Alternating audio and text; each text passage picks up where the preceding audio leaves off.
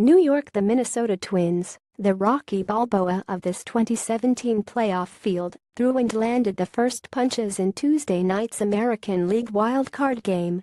Their first inning started this way: homer, pop-up, walk, homer, single, double.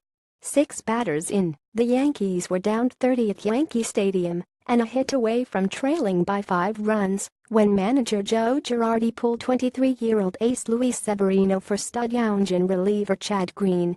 Like 90s, bullpen gives Yankees hope of long October run. Aaron Judge, playing his first career playoff game after a 52-homer rookie season, watched the misery from out in right field, and he had to hear Yankees fans turning on Severino, who was booed off the field. "I was thinking we've got some work to do," Judge said. "But we had 9 innings of time to go ahead, and we've been in that situation multiple times this year. This team never panics. Can Yankees beat Indians and Olds?" The Yankees roared back in a hurry and ultimately prevailed 84 for their first playoff win since Game 5 of the 2012 Division Series 5 long years ago. As usual, Judge played a lead role, going 2 for 4 with a two-run homer, walk and 3 runs scored, hitting out of the number 2 hole. When the Yankees countered the Twins 3 in the first with 3 of their own off All-Star righty Ervin Santana, Judge followed a leadoff walk by Brett Gardner with a single to center on his first career postseason at-bat. 2 batters later, Didi Gregorius hit a game-tying homer.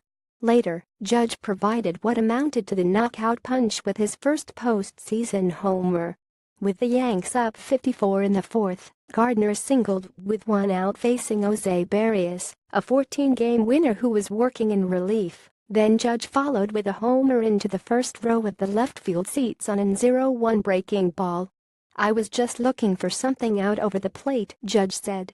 "They were attacking me with a lot of sliders the whole game. Santana was in. Barrios probably has one of the best curveballs I've seen. I've faced him quite a few times in the minor leagues.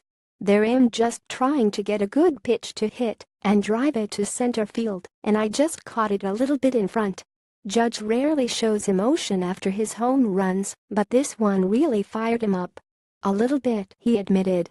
"We were feeding off that crowd all game. They were electric.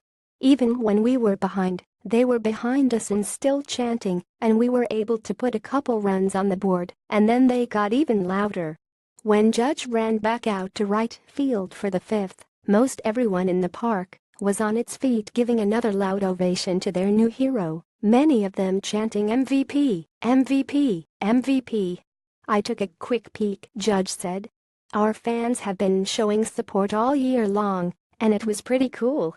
This whole night was a blast for Judge, but it began with some anxiety. "I was nervous before the game, going through BP and doing all the extra staff and in intros, but once the game started it's still the same game we were playing," he said. "There were a couple more people in the seats, but it's still the same ballgame." And it was the same Judge, whose club now moves on to a best-of against a 100-win Cleveland Indians ball club that finished the season with 33 wins in their final 37 games. "Incredible team," Judge said.